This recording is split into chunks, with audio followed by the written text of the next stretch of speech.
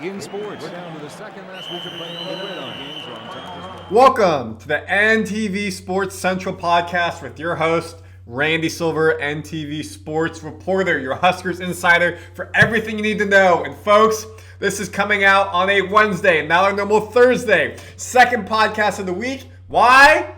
Huskers game day from this recording coming out is 24 hours away in Arrowhead. Let's go. We're back. Football is back. And that means this is your season preview podcast. Number 15, we're diving into your Huskers football team, the captains, the players, the coaching staff, the stats, everything you need to know about your Big Red.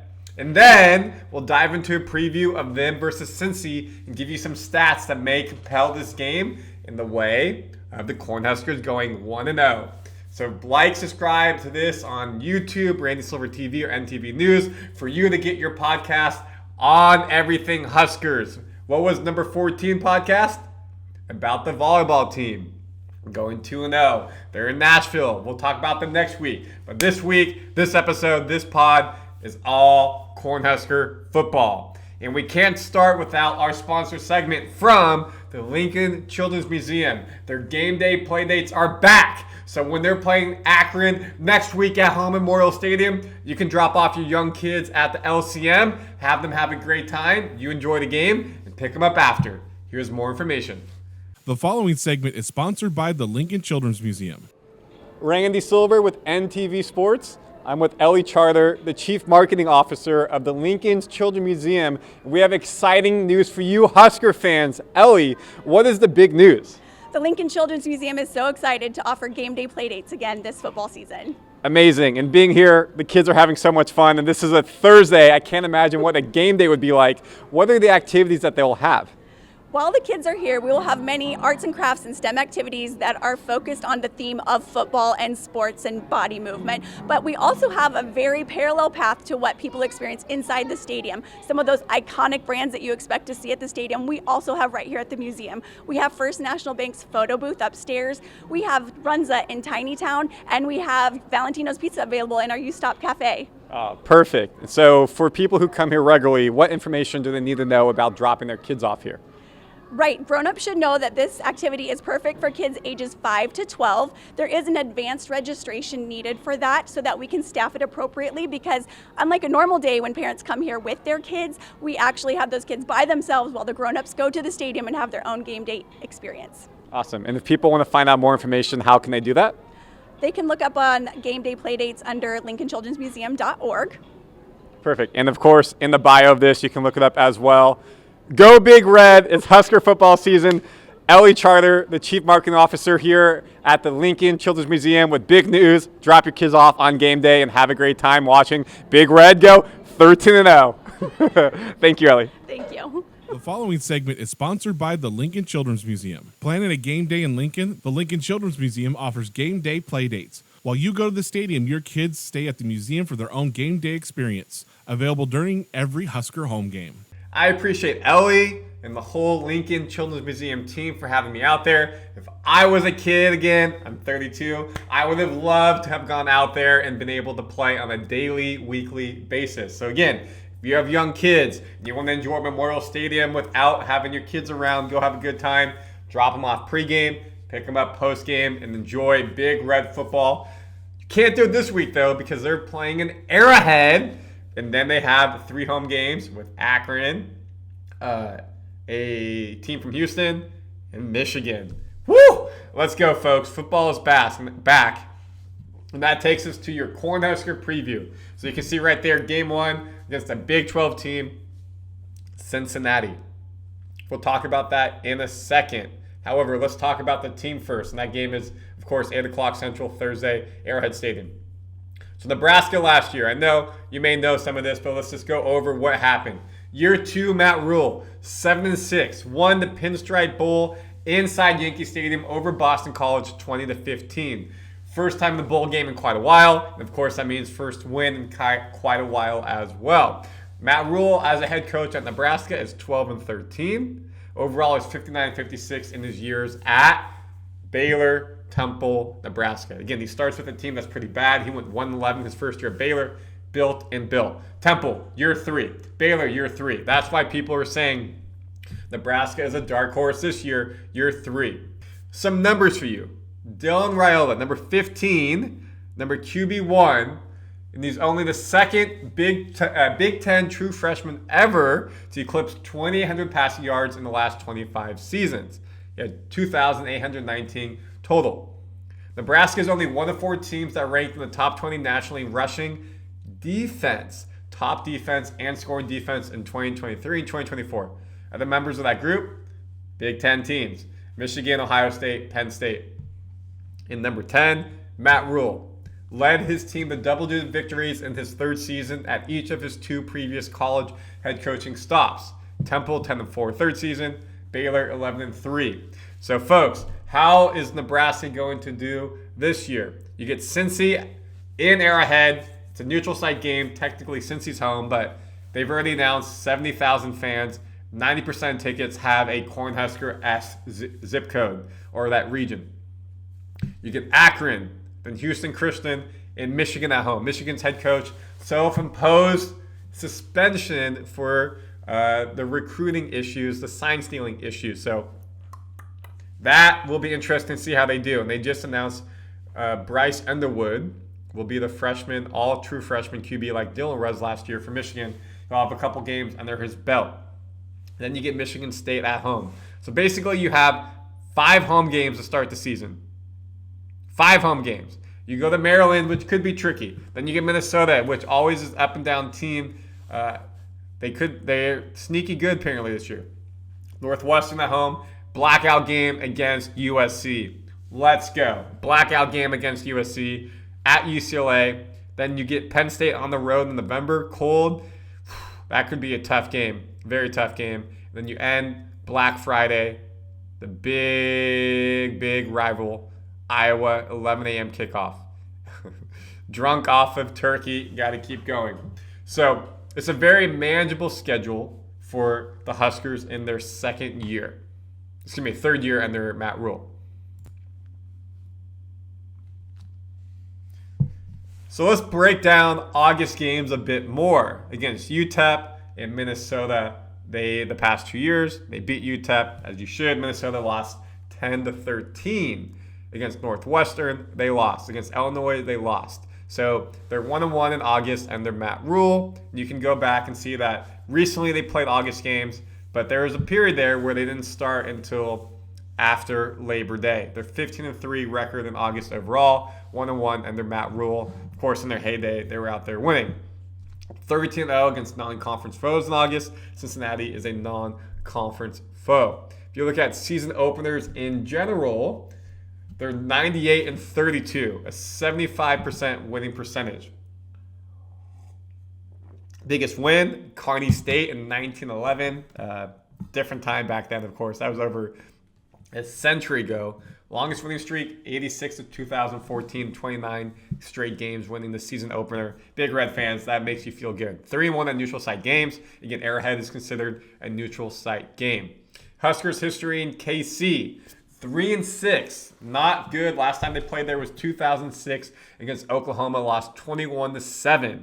They're 1-1 in Arrowhead. Last win 24-17 Oklahoma State, 1998. So it's been a while. Since they played in Arrowhead. 2006 Big 12 championship game loss to Oklahoma, number 8 team in the nation at the time. Now if you look at Thursday games. 61 times we played on Thursday. First was a 10-0 shutout of Omaha YMCA. We all remember that game, November 27th, 1890. YMCA, you got to bring it better next time. They're overall 40-18 on Thursday matches, including a 38-16 regular season mark. Last time they played a Thursday game was 2023 against Minnesota. Again, that was a loss. But other than that, had a lot of wins to that point. So a bit unique. This game's on ESPN. Kickoff right after 8 p.m. Central Time. They will be the eyes of all the college football world, the NFL world. Football fans will be watching this game. No other game is going on at the same time that I know. Look at players for 2025 honors. We'll be looking. Ja'Cory Barney Jr., standout sophomore wide receiver, big freshman year last year. Paul Hornung Award Watch list. Kevin Gallick, senior LS. Patrick Manley Award Watch. Emmett Johnson, Doak Walker Award Watch running back. Dane Key, senior bowl top 300 list, again transfer from Kentucky. Teddy Prochaska, All-State Woofrel Trophy Watch List, an All-State AFCA Good Works Team nominee, and then Dylan Raiola, Polynesian Player Watch List, and Maxwell Award Watch List. So expecting some good individual efforts from our players. All right, let's start with Nebraska under Matt Rhule. Again, 12-13. Expect that to be a winning record by the end of the season, or something has gone horribly wrong. They have not won a game against an AP-ranked team. They're 0-6. Right now, Michigan and Penn State are the two teams on the schedule who are ranked. Michigan, again, early in the season. Penn State, end of the season. Michigan at home. Penn State on the road. Overall versus unranked teams, they're 11-7, 9-5 at home, 2-8 on the road. That's got to be a better record. Neutral, they're 1-0. In August, Matt is 1-1, as we already talked about. So some work to do to improve that schedule. You can see that they're really the best in September. Easier, probably Big Ten games in that moment. November, crunch time, 1-7. Haven't played in January when the playoffs would be, or a bigger bowl game per se. And then that 1-0 would be the Pinstripe Bowl. 3 times the players rushed for 100 yards. I expect that to change under Emmett Johnson. 1 time the players were 100 receiving yards. I expect that to change with Dane Key and Ja'Cory Barney this year. When rushing for 200 more yards as a collective team, 3-1. And offensive coordinator Dana Holgerson said there will be a rushing team. Rush the ball, rush the ball, rush the ball. And that will open our offense. So expect them to feed the running backs a lot. When they rush for 300 yards in the game, you should be winning that 1-0. When they're passing for 200 more yards, they're 5-3. Haven't passed for 300 yards under Matt Rhule. Dylan Rolla, year 2, they want to do more checkdowns. They want to get more consistent plays, easier plays to open up the offense. I think he'll have a couple 300 yards games this season. When they score points, they're 7-0 when they score 30 or more points, 5-0 when they score 30 more, 2-0 when they score 40 more. When they allow 10 or fewer points, they're 7-0, which, as you should. Score, don't give up. Play good defense. And I think against Akron, against the Houston team, you should probably see them give up less than 20 points easily, if not less than 10. When winning the turnover margin, we know this is key. 6-1. Don't turn over the ball. Grab turnovers. No interceptions. Get interceptions. 6-1. 10-3 when scoring first. 10-3 when leading at halftime. So this shows get out to a hot start, and that defense is able to turn them on. The Black Shirts get going, and they hold the lead. However, under Matt Rhule, they have never come from behind. They're 0-8 under Matt Rhule when trailing at halftime. That has to change. You go into Penn State, probably going to be losing at halftime if you're not playing your game. You got to be able to overcome that. And with more of a veteran O-line, a veteran defense, we'll talk about that in a second, a more mature QB under the center, they should be able to come back and win. But that is something we're going to have to look at throughout the season. They're 0-8 at halftime. Can they come back from that? When games are decided by 11 points or more, hey folks, we know what happens with close games. They're 9-3. With games decided by 10 points or less, they're 3-10. Not good. 7 points or less, 2-9. 3 points or less, Iowa last year, 0-5. They're 0-2 in OT games. So that's got to change. Again, good teams, great teams, beat the teams they should. Great teams win those close games. It's a turnover here. Archie kicking, punting, pinning the people back. Hey, let's be able to make a stop in the fourth quarter. You're down 5, 2 minutes to go. Can you go get a touchdown to win the game? That's the stuff we got to see moving forward. And with more of an experienced team, you think this will happen. You look at Nebraska, FBS most experienced offensive lines entering 2025. Top 10 in the nation with 227 games started among their O linemen. Big up front, veteran up front, something we've heard from Matt Rhule. We've heard from the O-line coach, Dylan Raiola's uncle. We're big, we're strong, we're veteran. Games started among O-linemen, 123. Games started 123. So you're bringing back a lot of people who have not just played, they've been starting. It's a big time for this team. Rhule entering year 2. Started all 13 games for Nebraska as a true freshman. Came out maybe hurt here and there, a little knick-knack, but played through it. Gritty. I love to see that. Wes come out of the preseason, everything he said, higher level QB. He understands the X's and O's of the game. Doing checkdowns at the line of scrimmage. True freshman. Getting people who are 19 to 24 to lead, follow you, to be galvanized by you is tough. He feels more in control of this offense now. And he has, one, he's a leader, he's a captain picked by his peers, but two, from all his film work, working with his players, having a full season under his belt, full offseason under his belt, they can give him A, B, C plays at the line of scrimmage. He can A.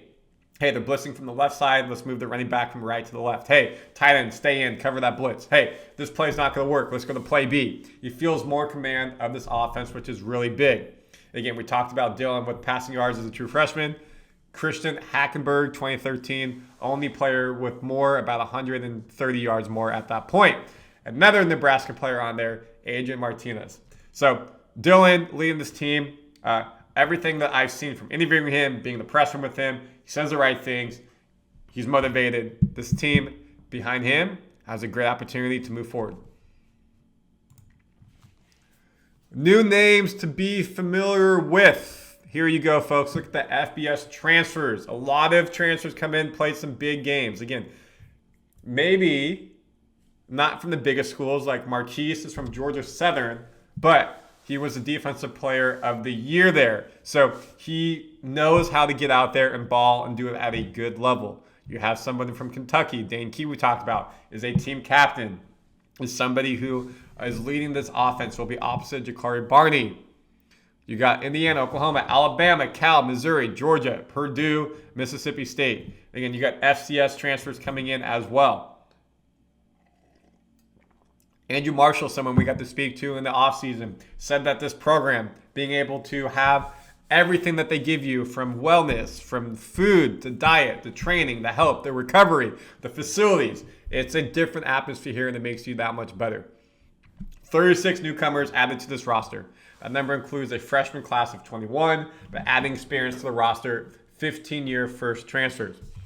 So this is a big time for these players to come in and be able to do not just, hey, let's see how we do. Let's go out there, compete, win, and earn those starting spots, which many of them have.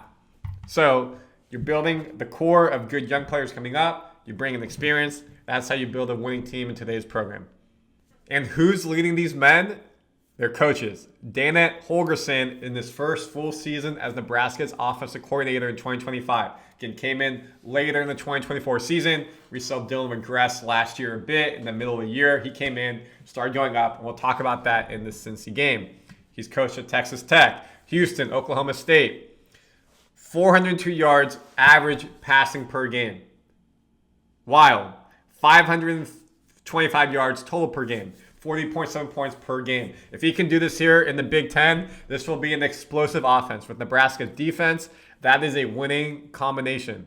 Winning combination. Again, and he knows very well how to score points with 40.7. Texas Tech, Houston, Oklahoma State. You always hear air raid type offenses. He knows what he's doing. QBs he's had. Case Keenum, Graham Harrell. Case Keenum did a nice job in the NFL as well. He's been successful head coach, 13 seasons at West Virginia and Houston. Second in coaching victories at West Virginia. And now he's here as your OC, putting all that knowledge to Dylan Rhule. And you know what he said multiple times in his pressers leading up to the first game? Dylan throws the ball better than any QB I've ever coached. And that's a high praise for someone with all that experience. He's had 15 years of 3,000-yard passing seasons. 4,000-yard passing seasons, 9. 5,000-yard passing seasons, 3. Expect Dylan to have at least 3,000 passing yards in this offense. I really think so.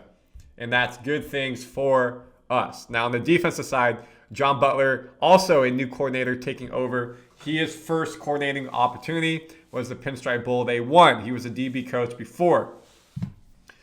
He limited BC to 15 points. Helped Nebraska rank in top 20 nationally rushing defense, total defense, and scoring defense in 2024. Again, was more of a DB coach there. Butler was Penn State's defensive coordinator in 2013, boasts a decade of experience in the NFL. 10 years in the NFL helped him win 6 division titles. Bills, yes. Buffalo Bills, let's go. Texans as well. Mike Eckler, coming over as special teams coordinator. What will he do with this kicking game? Making sure field goal kickers are hitting their spots. We know Archie at punter. He helped bring him over here. Can kick multiple legs. Can do all the different kicking. Hopefully he doesn't have to kick a lot. But also just, your punt team coverage, your kickoff team coverage, everything. He is a high energy guy. I love to see it. Was also with Tennessee for a bit before coming here. He's been the ACC, Big 10, Big 12, Pac-12, SEC, Oklahoma, Nebraska, Georgia, Tennessee, USC, LSU. Experience. Coach Rhule has brought in coaches who have coached at the highest level and bring in experience. Routinely, his team's ranked top 25 in special team units, 4 times at Tennessee in punt returns. You got Marshall probably back there, or you got Jacory down back there. We'll have the depth chart in a second. So it's a big time for this team. With those as your 3 main coordinators, and then all the position coaches leading down from them, galvanizing the men. We talked about this is a very veteran-laden team. Look at this. When you look at the number of games on the O-line, Spindler, who is a transfer, Corrigan, almost 40 games respectively each. Spindler's at 40. You got Dane Key, a wide receiver. Gallick, again, 36. Emmett Johnson played 20, has played 29. Pritchett. Luke Lindemeyer, tight end, 26. So you're going down. It's not a bunch of young freshmen and sophomores who maybe played 1 season. You're seeing they've played multiple seasons, which should be good stuff for early in the season when you have it. Coach Matt Rhule has talked about this offseason has been the best offseason he's ever had. The team's focused. They're player-driven. They are having great communication. It comes from the leadership top down, but also because they have this type of experience. And you can see it from the offensive side right here. It's fantastic. What they're returning 40% of the people who rushed last year with your leader, Johnson, coming back. Rushing yards, they're returning 47% of the rushing yards. Johnson coming back, where he's the return leader. We know that the person who left was leading there. Rushing touchdowns, Barney Jr., 3. So that's going to be Johnson this year, or else we're having an issue. Passing attempts, again, the QB, everything coming back. Only 13 passing touchdowns last year. I think Dylan can get 26 to 30 easily in this offense and what they can do with the rushing and the passing. I think we can have 25 to 30 passing touchdowns. Johnson, well over 10 rushing touchdowns. And then you look defensively, Singleton coming back, your defensive leader for tackles. We're turning about half the team who made tackles. So there's going to be some young players who have to step up and get some of those tackles, or maybe didn't play as much. But you do have a good core coming back. Tackles for loss, that is something to be a look on. The D-line, how can we make sure to continue to get those up? But at the DB position, you're very solid. 82% of your interceptions last year are coming back. That is big time. Pass breakup, 60%. And you look at this defensive team right here, folks. Look at that. Linebacker, 49 games. DB. 36, 40. Linebacker, 34. DB, 30. This is a back 7 who has a lot of experience playing Big Ten ball or college ball in general. So this is really good. It's your D-line who has some experience, but you lost some players, and they're going to have to really step up, and I think they will. Their position coach, Braden, he is an energy, and everything I've read about him, he makes all his players, his room better. I think he'll be a big time for everybody coming through.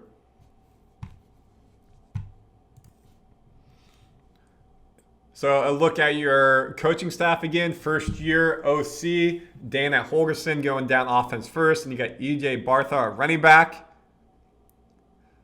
Donovan Raiola, O-line, 4th year with the team. Marcus Stafford, tight end coach, 3rd year with the team. So again, been building these players up. They've been here for quite a while.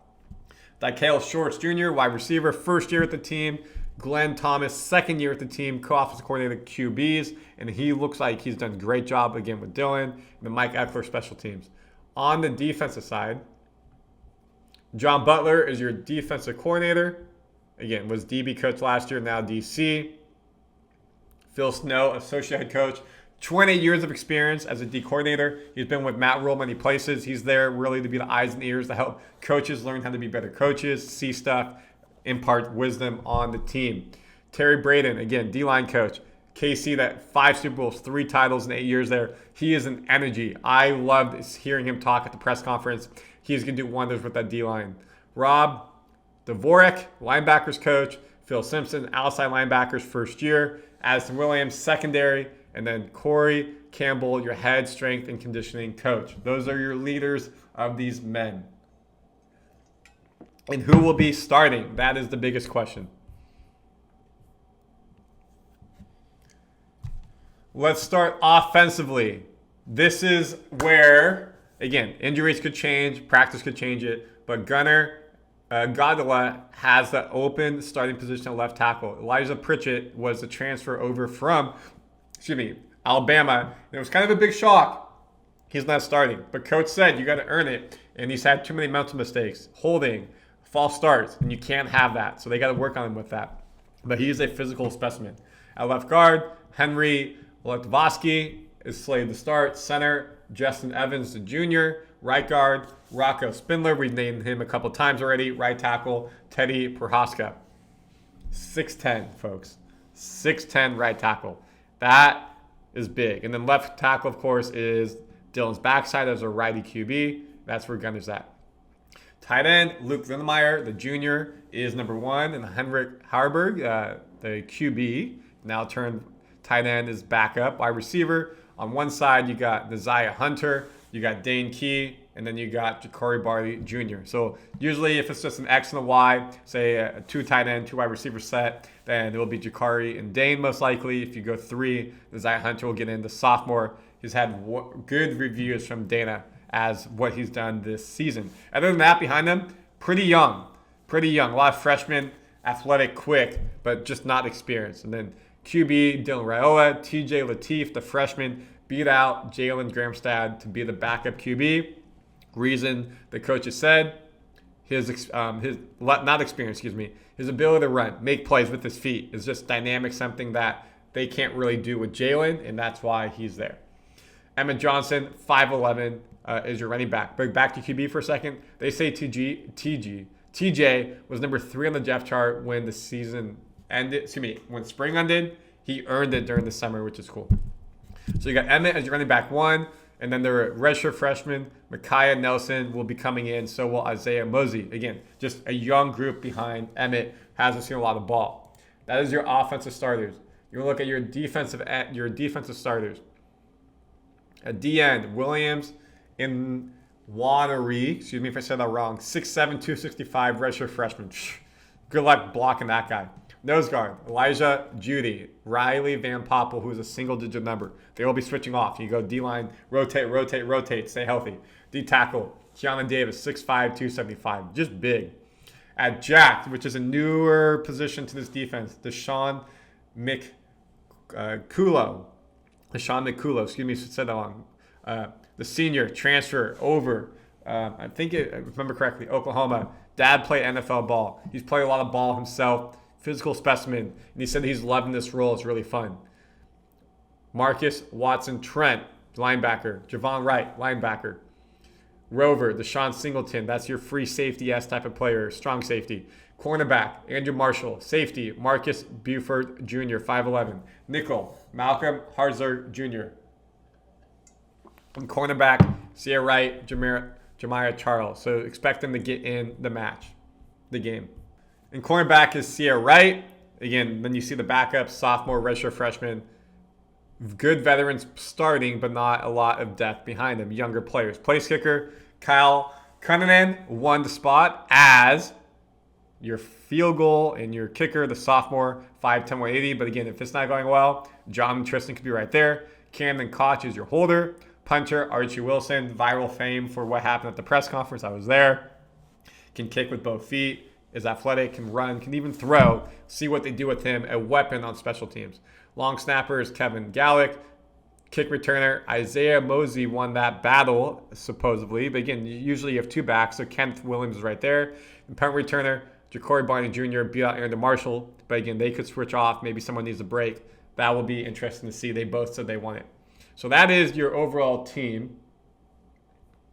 Career stats, special teams, not a lot there. You look at overall career stats on defense, how many they played.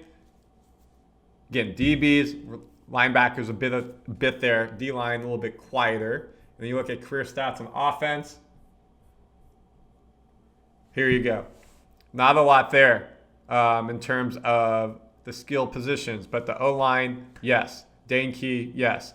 D-line 1 season under his belt. So we'll see how this team does. That is a very extensive look at the media guide here that dives into the numbers from Nebraska so you can understand this. We'll talk about this as this changes throughout the year, but this is your overall, hey, Nebraska football, here we go. This is what we need to know about our team, the players, the coaches, everything. Now we can dive into Cincinnati game prep. What will that look like? Cincinnati versus Nebraska preview. Let's start with the Cincinnati side here. Head coach Scott Satterfield.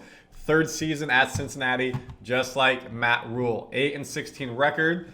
13th career season as a head coach, 84-64. So he does have a winning record. The Bearcats went 8-16 through his first 2 seasons. Prior to Cincinnati, posted 26-24 record in 4 seasons as the head coach at Louisville. ACC, now in the Big 12. He was at App State before that. So you see the coaching pedigree.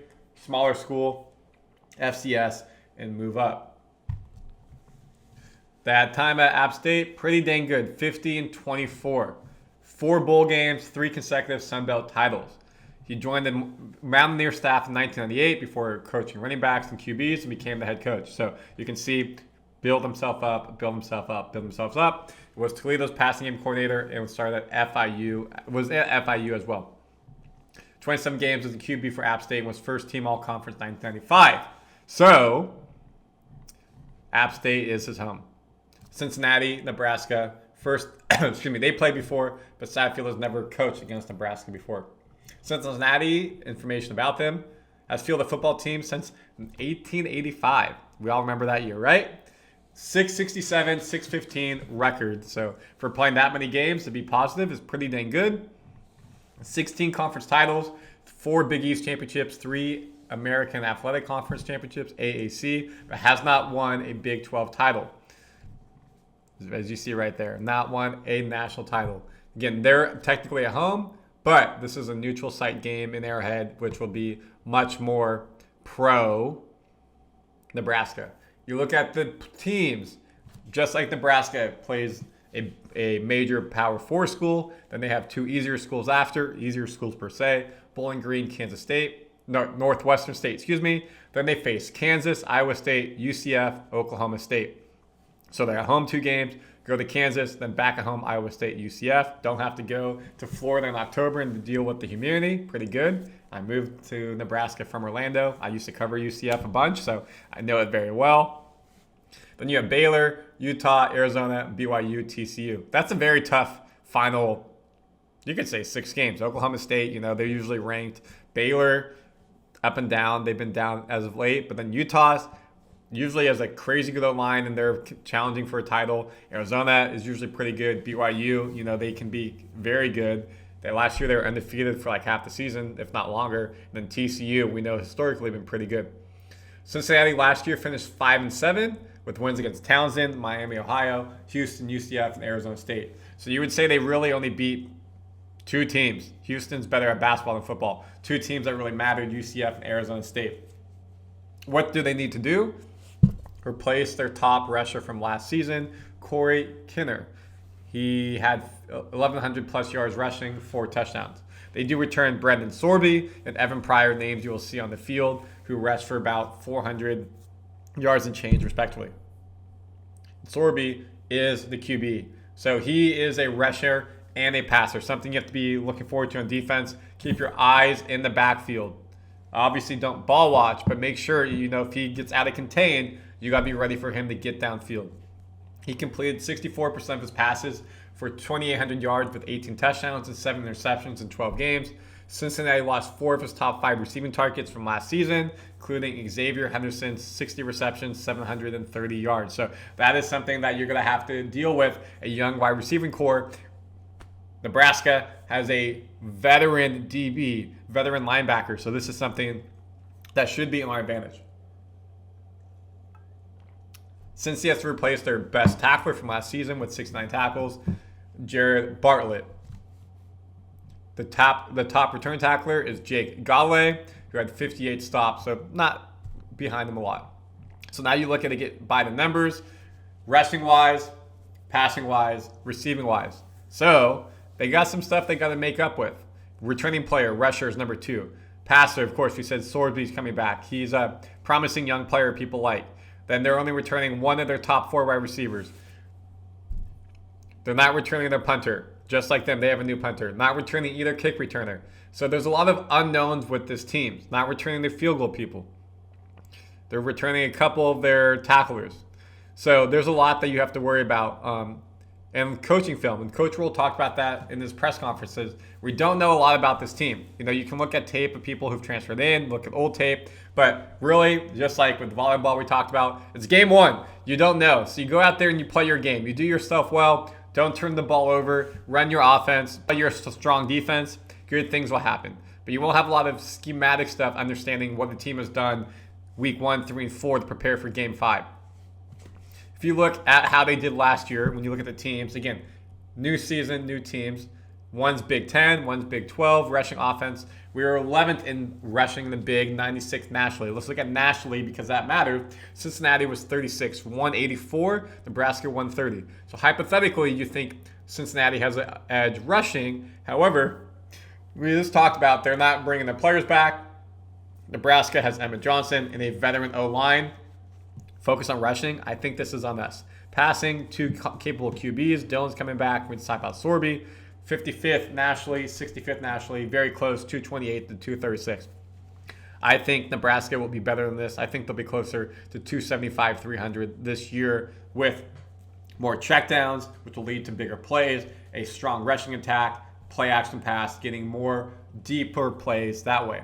Total offense, 360 for Nebraska, 420 for the Bearcats. 7th in the nation total offense. So something to be aware of. Again, they played Big 12 ball. Maybe they weren't winning games, but they were scoring and they were making big plays on offense. So you got to be aware of that. 25 points a game to 23 points a game. Right now, when I look at most spreads, Cincinnati is down by a touchdown. So like plus 6.5, meaning if Cincinnati loses by 4, excuse me, you win. If it's plus, it means you want them to, even if they lose by less than what your plus is, boom, you win money. So Nebraska, say they're minus 6.5 to win. That means they have to win by over 6.5 points to be able for you to win your money. So Cincinnati is getting some points there. You look at the defensive side, folks. Now you dive into defense.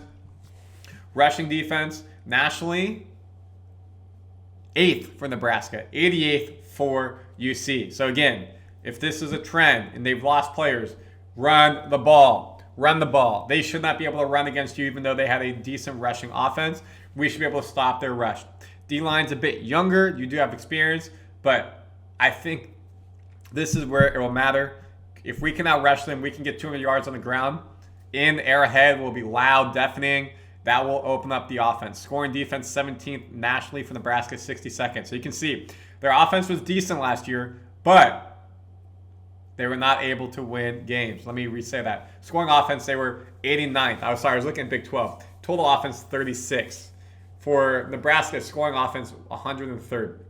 Again, some other offenses playing in easier leagues can just get more points up.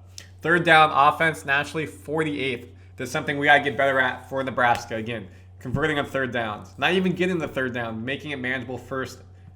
Getting a good first down. They can make it manageable second down. Make it manageable third down. Red zone offense, 117th in the nation for Nebraska. That's got to change. The defense, 20th. If you can get the red zone offense to be anything proficient with that type of defense, this team can go places. And that's why people are picking them as an outside chance to make the NCAA playoffs.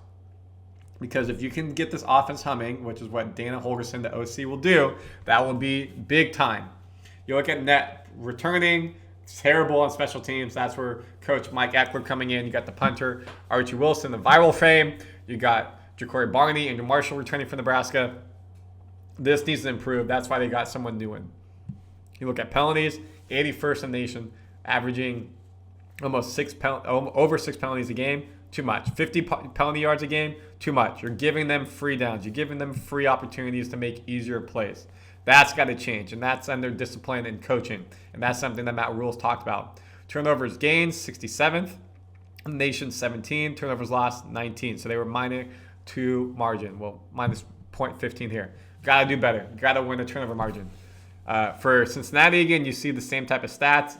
They were a bit better nationally than Nebraska. Not anything crazy to go home about besides for turnovers. So if you can win based off these stats for last year, which again, whole new team, win the line of scrimmage, which is like all football. But if you can stop their rushing with your strong rushing defense and you can move the ball down the field, good things will happen for Nebraska. So now we have a couple of interesting graphs for you. This is cumulative QB EPA, expected points added per arbitrary analytics. Thank you for this. And this is from SI's website. You can see here, Dylan started the season pretty good, but then in the middle of the year, fell off. Bad. Not the way you want to go, trending down. And then that SC game when Dana Holgorsen became offensive coordinator in that area, you can see it tapered off. Didn't go up, but it tapered off. So this shows that, hey, he can be effective under this coordinator. Now, opposite side for Brendan Sorsby, the QB again returning, you can see he continued to go up and up throughout the season. And that is something you want to see from Dylan for year 2. You want to see him expected points being added. So this is kind of like in the NBA, or excuse me, baseball, win above replacements. WAR. You want that number to be high. For Dylan, it was starting to go up and it went down. For Brandon, this is a big number for him and he does a good job. So you want, this is of course, not turn the ball over, not throwing interceptions, not fumbling, being able to get out of sacks, being able to lead your team down the offense, being able to lead fourth quarter drives, things like that. Bring that all together to get points for your team. Now let's look at Nebraska rushing stats. Again, arbitrary analytics for this one, SI.com. Here are your people returning, and we'll go to Dylan in a second, but this is basically telling you the number of carries they had. So you can see the number of carries they had, the yards that they had, the number of touchdowns rushing expected points average, and then your average. So in carry distribution, is how many yards did you get on average? So Emmett averaged 5'11", 5 yards per rush. Pretty dang good. So 1st and 10, now it's 2nd and 5. Dylan, his rushes, again, we know sacks count as a rush, minus 1.3. Meaning, one, Dylan was not using his feet to get down the field and create plays, something he said he wants to try to do a bit more when it comes. It's not really his game per se. He even said his little brother is more of a rusher. But you can't average negative yards rushing. That means you're getting sacked too much. That's got to change. Heinrich Harburg, again, now is a tight end. He backed up Dylan at QB, 4.8. So when he was in there, he was more of a leggy QB. Ja'Cory Barney Jr., your top wide receiver. If he got a rush, say it was a jet sweep, something like that, got around 13 yards on average. Pretty dang good. So, one, get the ball into your wide receiver. Say it could be a wide receiver screen for Ja'Cory Barney Jr. and not just a jet sweep. But also, you got to keep Dylan Raiola upright, not getting sacked. And when the time is there, let him leg out a first down. Let him take a 2nd and 5, make it a 3rd and 2. Safe plays, avoid the rush. He stays healthy. Good things. Of course, get Emmett Johnson, your junior running back, the ball now. He could go for 1,000 yards easy. I think he can go for 10 touchdowns. He is a meatball. I interviewed him personally at Dylan's youth football camp. He is thick. We're like almost the same height. He might be an inch taller than me. I'm 5'8". He's 5'9". But dude is thick. He will not get tackled by the first person. Get him the ball. Now on the opposite side for Cincy, again, we talked about they're not really returning a lot of their players. Tawi Walker, running back, 10 touchdowns, 190 carries, 864 yards. Not back anymore. And that was someone he was getting about 5 yards. Brendan Sorsby, again, the QB. We said Dylan was minus because of the sacks. Brendan was averaging 4 yards a rush. So that's including getting sacked. That means he's getting downfield. He could be home run threat when he's in the open space running as a QB. That's something you have to be aware of for the Nebraska defense. You got to keep your eyes in the backfield, making sure you keep contained as a DN. DBs, obviously play your man, but if there's a broken play, you got to be where he'll run, but don't come up quick enough because then you're going to leave the wide receiver open. Could be a big play down the field. Evan Pryor, Manny Covey, again, two other running backs got it. Pryor, someone who 7.46 yards average, wasn't a lot, 56 carries, decent amount, but was able to make some big plays there. So something you got to be aware of.